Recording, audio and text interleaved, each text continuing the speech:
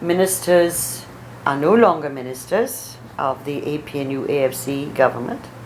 We know that they have vacated their offices and that they are expected to hand over state property and state assets, cars, offices, residence, and other properties. Mr. Granger particularly points out, with regard to the Amerindian, what he calls the Amerindian ministers. I wish to inform Mr. Granger in particular, in speaking today, that two of the Amerindian ministers who do not live in Georgetown have been given 1 month to vacate the government quarters that they occupy. The third minister lives in Georgetown.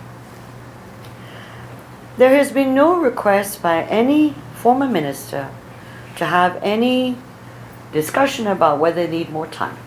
However, it is normal practice, if you're in a government quarters, you leave as urgently as possible when you no longer hold the position of minister.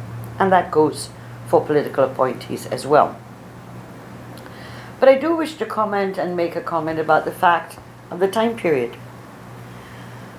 In May 2015, the elections were May the 11th, and I think Mr. Granger was sworn in on May the 16th.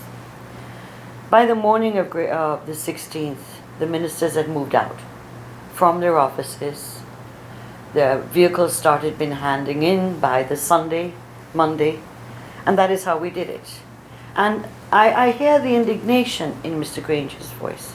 However, he didn't seem to have that same indignation as president when the former Minister of Housing and Water, Mr. Irfan Ali, was unceremoniously locked out of his office after the swearing in of Mr. Granger. And he could not get in to even get his personal belongings that were left in his office.